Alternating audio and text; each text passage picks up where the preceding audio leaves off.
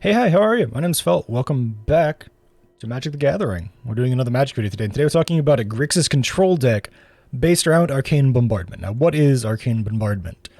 It is an enchantment for 4 and 2 red that says whenever you cast your first instant or sorcery spell each turn, exile an instant or sorcery card at random from your graveyard, then copy each card exiled with Arcane Bombardment. May cast any number of these copies without paying their mana cost. The bottom line here being that you will cast a spell, you will exile a card from your graveyard at random, and then you will be able to play that card for free at instant speed. And the more you do this combo, the more cards you get to cast at instant speed with Arcane Bombardment. It says you can cast any number of the copies. The number of cards exiled stays. So let's say one turn Invoke Despair gets exiled, next turn Burn on the House gets exiled. Next time you can play them all. You could play an Invoke and a Burn Down the House after that for free. It's a very powerful card that requires a lot of setup. So let's get into how you can get it onto board and how you can survive the early game long enough to combo off with Arcane Bombardment. So let's start with early removal and survival methods. Number 1 being Fading Hope. It's 1 blue. You return a target card. If its mana value is 3 or less, you scry. You could probably run 4 copies of this and be just fine. I run 2 copies at the moment because I find that it's been a little more... Well, it's been a little better for me to run a couple less copies because I seem to draw it a lot. You'll see why, though, in a minute. Don't worry about that. Other forms of early removal and survival stuff, we have Maestro's Charm, which you can either drain your opponent for 3, or just flat out deal 5 damage to any creature or planeswalker. Very useful if someone's aggroing you down and you actually have the mana for it. Look at the top 5 cards, put one in your hand and the rest in the graveyard is usable later game. When you're just trying to combo off with Arcane Bombardment, you can choose the one of the instants that's maybe a cheap cost, and be able to play that at instant speed and hopefully get lucky and exile one of those 4 other cards that went to your graveyard. Another great form of early survival is March of Wretched Sorrow. An instant that does damage and then heals you equal to the damage dealt for whatever X cost you have. You can discard any card with black mana in it to make it work. As you see, we have quite a few of those. Unfortunately, it does exile the cards, but that is one of the reasons why Path of Peril gets to stay in this deck. On top of being a board wipe, it is just a great target for March of Wretched Sorrow if I'm trying to stay alive early. Now, we have one form of doubling that isn't Arcane Bombardment or Jin. We'll get to them later. We do have 1 copy of Galvanic Iteration. Why do you only have 1 copy, Felt? Because you'll probably hit it with Arcane Bombardment at some point or another, because it has flashbacks, you pay 1 extra and you can cast it again at some point. And on top of that, it's just a really powerful one-off that you will end up drawing. Now, why am I so sure you'll end up drawing stuff? Well, first of all, we have the Celestis, both for ramp and for draw. Because this is a very draw-go deck, you will quite often be flipping day-night cycle because you're either draw-going or double or triple spelling on your turn, meaning that you'll constantly be drawing and discarding, hunting through your deck. So you'll probably find it. Other reasons I know you'll find it is we run 15 cards to let us draw. 4 Tainted Indulgence, 4 Big Scores, 4 Unexpected Windfalls, and 3 Expressive Iterations. The Tainted Indulgences are there to partially draw as well as put cards that you want to copy into your graveyard so that you can use Arcane Bombardment on them later. I know that March doesn't exactly work well with Bombardment. This is just something that is coming to my head while we're doing this. However, it's not terrible, and it is more than enough to keep yourself alive in the early to mid game, to burn your opponent's creatures out and keep yourself chugging along. So while it's not a good target for Arcane Bombardment to hit, it's still a very good card. It still deserves its place in this deck. Tainted Indulgence is another target for it to use because, well, we have 4 of them. We'll probably find another one. It's a classic, draw 2 cards, then discard unless there are 5 or more mana values. We have a lot of mana values. 1 from Fading and March, 3 from Maestros, 2 from Galvanic, 2 from Indulgence itself, 3 from Path of Peril and Celestis if they get tossed away, 4 from Unexpected and Big Score, 2 from Expressive, 2 from Meat Hook, 5 from Invoke and Burn, 6 from Bombardment, and 7 from Jin if either one of them ever get thrown there, though we're probably in dire straits if they're in the graveyard. Still not terrible. But we just have so much card draw. So much card draw because you need it. And the reason we run 8 copies of essentially running 8 copies of Big Score here, is because making all that extra mana means we no longer have mana problems. Cards like Burn Down, Invoke, Arcane, and Maestros all have very specific mana requirements. If you're just making a ton of treasure tokens, your mana base hardly matters. If you have, like, 8 treasure tokens on the board with you, your mana base hardly matters. It makes it so that your mana base is a little less important. Now, that's really important for someone like me whose mana base is really struggling. I have quite a few decent things. My mana base is not the best. You'll see it in the deck list. It's kind of hodgepodge. Something I do want to clarify. Keep at least one of every basic. At least one island, one swamp, one mountain. Just at least one of each basic in there. Because people will hit you with land destruction decks. So you want to at least be able to get a guaranteed one of each. You might even want to run 2 of each land type, depending on how you personally feel. Bottom line for me, though, is make sure you have at least one so that when people hit you with land destruction, either through Field of Ruin or like one of the Gruul land destruction decks that's been running around, you at least have an option to get something out of it. Board wipes, let's talk about those a little bit. Path of Apparel, you don't really get to cast it for Cleave very often, but you will occasionally because of all the treasure and the Celestis that we have.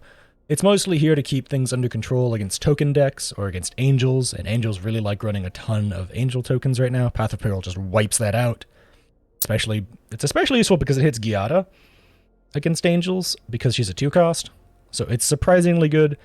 It's probably my first thing to go if you're looking to replace it with some of the stuff I have in the sideboard. I personally swap things in and out a little bit in this deck with some of what I have in the sideboard, but this iteration is what's been winning the most for me right now.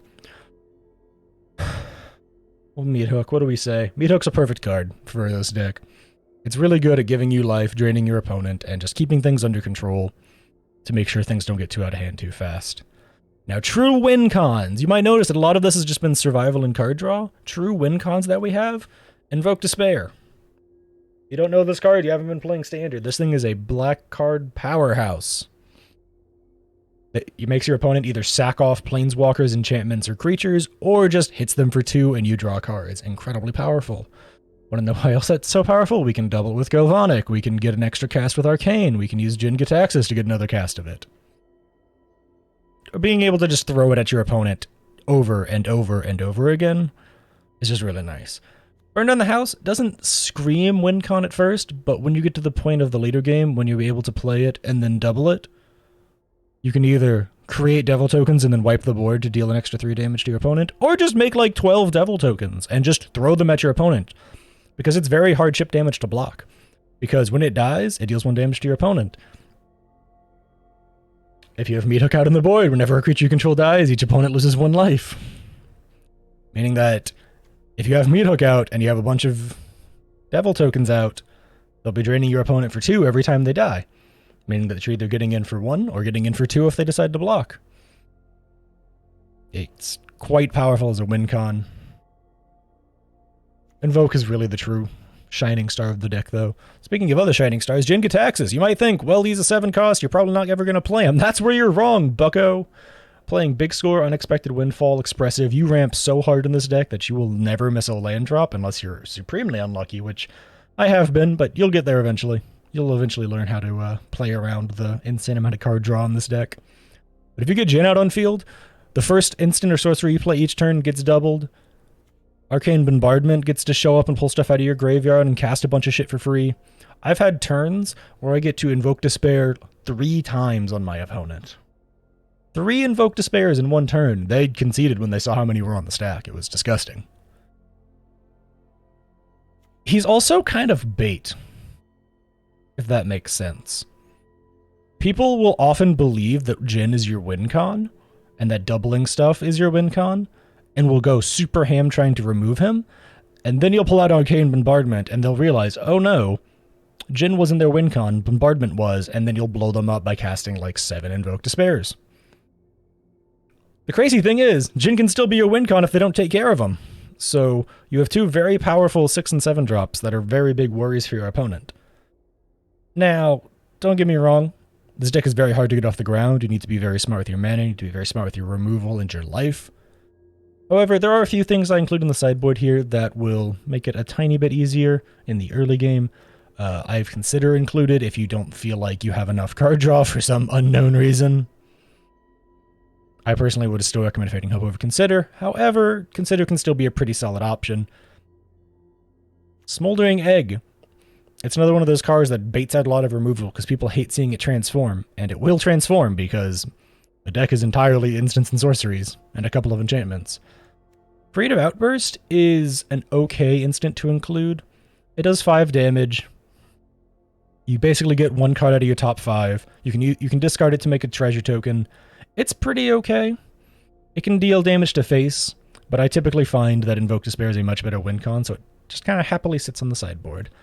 Elemental Masterpiece is another one of that. You create 2 4/4s. It's pretty good. If you get to cast it for free a lot through Arcane Bombardment, it can work out pretty well. Once again, it's kind of in the deck as a like, well, I can discard it to make treasure tokens and then get to cast it for free later with Arcane Bombardment. Same could be said for Magma Opus, but Magma Opus feels like much more of a win con because it can deal 4 damage, tap 2 target permanents, and create an elemental token, and create 2 cards, create more card draw 2 more cards. These 3 in the middle here are basically Izzet specialties that if you feel like you can make work in your deck by either discarding them and getting to Arcane Bombardment them, that was hard to say, for free later, go for it. Explosive Singularity is pretty okay. It's a case of being able to cast it for free is a lot more powerful than being able to cast it for cost, but you can still cast it for cost and ping someone for 10 to the face. These are all mostly on the sideboard because I never found much success with them myself. However, I've heard great things about them in Grixis Control and Arcane Bombardment Control specifically. I'm going to add a little something to the end here that I don't normally talk about, is tempo and pacing for this deck. This deck is surprisingly aggro in removal early on because of wanting to blow shit up with Maestros and March and using Fading Hope and meat hooking the board. However, after that, in the mid to late game, it turns into a draw-go deck.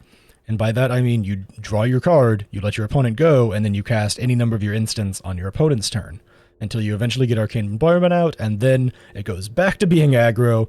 You're throwing Invoke Despairs, Burning Down the Houses, Magma Opuses, Creative Outbursts, Explosive Singularities, any number of those things at your opponent. This deck's a little crazy, a little odd to play. Requires a little bit more finesse than I'm used to. I know I have struggles and I will misplay this deck a lot. However, I've been having a blast with it just because it has been different from a lot of the decks I've been playing recently. Highly recommend it. Decklist will probably be down in the description below, so you can test it out yourself. Feel free to fix or edit any parts of this. I am by no means super attached. This is something that I've made up on my own time that I just thought was fun. Thanks for watching. If you liked it, leave a like. If you disliked it, leave a dislike. Subscribe if you want to see more, and I hope to catch you in the next one.